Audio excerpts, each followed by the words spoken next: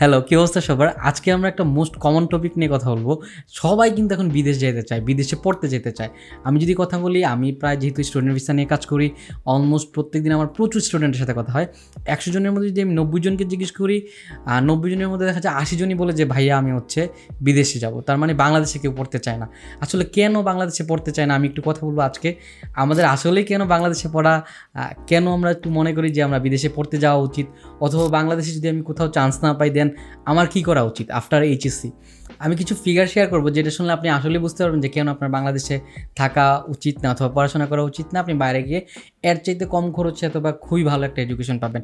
প্রথমে যদি বলি আমরা কোয়ালিটি অফ এডুকেশন, হ্যাঁ ডেফিনেটলি ভাই বাংলাদেশে খুবই ভালো স্টুডেন্ট আছে এবং খুবই ভালো ভালো ইউনিভার্সিটি আছে যারা র্যাঙ্কিংয়ে অনেক ভালো। বাট আমি যদি অ্যাভারেজ 4 থেকে 5টা ইউনিভার্সিটির কথা বাদ দিয়ে ধরি, বাকিগুলো কিন্তু অ্যাভারেজ কোয়ালিটির অথবা লো। তো সেক্ষেত্রে যদি আপনি একটা ভালো কোয়ালিটির অফ এডুকেশন পাইতে চান তাহলে অবশ্যই আপনার বাংলাদেশের বাইরে যেতে হবে। নাম্বার 2 হচ্ছে, আমরা তো আসলে একটা দিন শেষে ফাইন্যান্সিয়াল গেইনের কথা চিন্তা করি অথবা আপনার ফিউচার কেরিয়ার গোলের কথা চিন্তা করি। আপনি যখন পড়েন তাহলে কী হবে, আপনি বিশাল একটা কমিউনিটি পাচ্ছেন, সারা ওয়ার্ল্ড থেকে কিন্তু স্টুডেন্টগুলো আসবে, সবার সাথে আপনি কানেক্টেড থাকবেন। আপনার যে প্র্যাকটিক্যাল এক্সপিরিয়েন্স, প্র্যাকটিক্যাল যে নলেজটা এবং যে ওয়ার্ল্ড ওয়াইড যে অ্যালামনাই থাকবে ওদের মাধ্যমে কিন্তু আপনি বাংলাদেশে আসা ছাড়াও কিন্তু আপনি অন্য কান্ট্রি থেকে জব করতে পারবেন, বিজনেস করতে পারবেন, সব কিছু করতে পারবেন। সো এখন আসি আমরা প্রাইভেট নিয়ে, যে ভাই পাবলিক ইউনিভার্সিটিতে ঠিক আছে আপনি পড়লেন, আপনি চলে গেলেন, প্রাইভেট ইউনিভার্সিটিতে পড়লে কী হবে ভাই? প্রাইভেটে তো আপনি জানেন একটু কস্টলি। আমরা যদি বাংলাদেশে কিন্তু 3 ক্যাটাগরি প্রাইভেট ইউনিভার্সিটি আছে, একটা হাই বাজেট, একটা মিড বাজেট, একটা লো বাজেট। সো হাই বাজেটের কথা বললে কিন্তু আপনার ব্যাচেলর শেষ করতেই 12 থেকে 15 লাখ টাকা লাগবে, মিড বাজেটের 7 থেকে 8 লাখ টাকা লাগে, লো বাজেট হচ্ছে 4 থেকে 5 লাখ টাকা আপনি শেষ করতে পারবেন।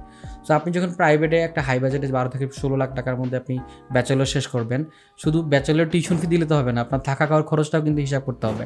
সো তার মানে হচ্ছে আপনার অলমোস্ট 22 থেকে 25 লাখ টাকা আপনার খরচ হয়ে যাবে শুধু ব্যাচেলর করতেই।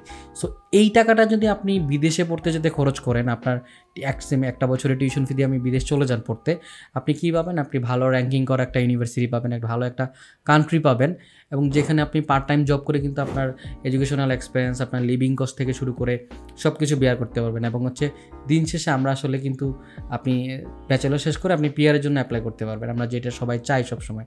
সো আমি বলি যে আপনার জন্য একটা বেস্ট ওয়াইজ ডিসিশন হচ্ছে বাংলাদেশের এই সময় আসলে বাংলাদেশের চাইতে আপনি অন্য কোথাও পড়তে যান। আপনার যদি আপনি বাংলাদেশে কন্ট্রিবিউট করতে চান, বাংলাদেশে আপনি ইকোনমিতে রোল প্লে করতে চান, তাহলে কিন্তু আপনি বিদেশে পড়তে হবে।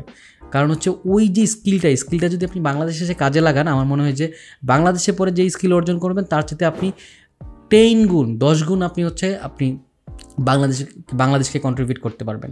আপনি যদি দেখেন বাংলাদেশের যে প্রতিষ্ঠান, আমরা যদি বাংলাদেশি স্টার্ট আপগুলোর দিকে খেয়াল করি, পাঠাওর যে সিইও, মানে বড় বড় যে বাংলাদেশি স্টার্ট আপগুলো আছে ওদের যারা সিইও তারা কিন্তু বিদেশ থেকে পড়ে আসছে। আপনার বা ঢাকা ইউনিভার্সিটি বলেন অথবা বড় বড় পাবলিক ইউনিভার্সিটিগুলো, ওখান থেকে পড়ে যে কেউ হয় নাই এমন না, অনেক হয়েছে। বাট আপনাকে কি দেখতে হবে ওরা কোন লেভেলে আছে আর বাইরের যে ইউনিভার্সিটিগুলো আছে ওখানে কোন লেভেলের আছে। আমার প্রচুর স্টুডেন্ট রয়েছে যারা চায়নাতে স্কলারশিপে পড়তে গেছে, বাংলাদেশে আলহামদুলিল্লাহ প্রচুর কোটি কোটি টাকার ইনভেস্টমেন্ট নিয়ে আসছে, যারা হয়তো বাংলাদেশে থাকলে আপনার বাংলাদেশে একটা পাবলিক ইউনিভার্সিটি পড়লে ওরা এখন হচ্ছে সরকারি চাকরির পেছনে দৌড়াইতো। সো ডিপেন্ড করে আসলে আপনার উপরে আপনি কী ডিসাইড করতেছেন। সো আমার মতে this is the perfect time আপনি হচ্ছে বাংলাদেশ থেকে বিদেশে পড়তে যান, ভালো ইউনিভার্সিটিতে, র্যাঙ্কিং করা কান্ট্রিতে যান, ওখান থেকে পড়াশোনা শেষ করে এসে বাংলাদেশের ইকোনমিতে কন্ট্রিবিউশন করেন। এই কন্ট্রিবিউশনটা হবে আপনার বাংলাদেশে থাকার চাইতে এটা 10 গুণ বেশি।